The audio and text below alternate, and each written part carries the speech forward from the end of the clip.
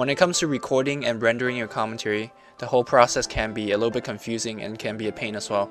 So in this video, I'm going to try my best to explain all the system tools and all the programs that you will be needing to record your own commentary. We're going to tinker a little bit with the Warcraft 3 resolution system. Of course, the default is something like 600 by 400.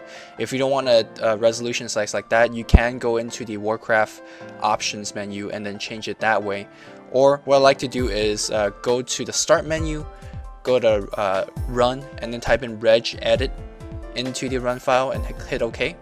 And then follow this tree where you have my computer, H key, current user, go down to software, go down to Blizzard Entertainment, Warcraft 3, and then go down to video. Here you could actually change your Warcraft resolution into anything you want.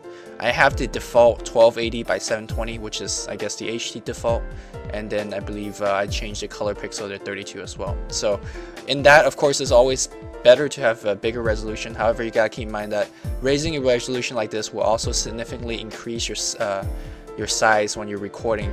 So if you don't have much memory to work with, then you probably won't be able to increase your resolution to as big as you want.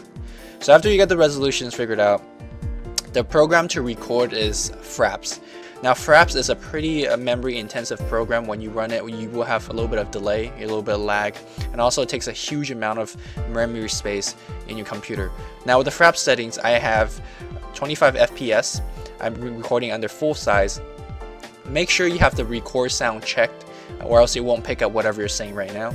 To make sure that you actually is recording under the mic, you could actually go into your control panel and then go into sound and audio devices. Go to the third audio tab, go down to the second bar, and make sure this mic corresponds to whatever you had in your Fraps setting. And finally, after you got everything recorded, you got all your files, don't freak out when you look into the folder and it says, oh, your commentary is broken into like 20 different parts. It's supposed to be like that. Each part is about 4 or 5 gigs in size. It's supposed to break up like that. Import all those parts into whatever editing software you have. I know Ian James Barnett used to use Windows Movie Maker. Most of it use Sony Vegas, and I actually recommend you to use that because it gives you a whole bunch of rendering options and lets you tinker with your commentary quite a bit in the post commentary process. So I'm using Sony Vegas Pro 8.0. I have my commentary, so let's suppose these are two 10-minute segments. When you're starting out to commentating, you probably won't be able to upload unlimited videos, so you're only able to upload segments. So let's suppose these are my two 10-minute segments. So the first thing we're gonna do is actually block out the replay timer on the lower right, because a lot of people have issues with that. So what you want to do is right click on the left and then insert a video track. After you insert a video track, go to the media generator and then go to solid colors and then insert a solid black. What that basically just puts a black layer over the entire video. Make sure that layer is above your regular commentary, and then now right click your black layer and then go to video, event, pan, and crop. What that allows you to do is bring up a menu and then kind of control that black layer. Now we're gonna drag this little F around and then drag it to the upper left hand corner. Basically that black layer now is only covering a single corner point of this commentary. Now second part is you actually have to get this thing rendered. Now rendering in Sony Vegas takes a bit of time. How much time, it actually depends on how big your file sizes are, and which all depends on your Warcraft resolutions or whatever. And also it depends on what kind of rendering setting you have. So I'm actually outputting in Sony AVC. I'm not saying that you have to output in Sony AVC. Different computers require different means. So I think Ian outputs in WMV, and some of us outputs in a different format. So I suggest you try it out, try your own format out, and I will be posting some of our commentators formats within the info box, so you can kind of check out. I know Jack has a 1080p resolution, while I only have a 720p. So if you want to go to a really extreme higher end, we could give you more information out of it as well.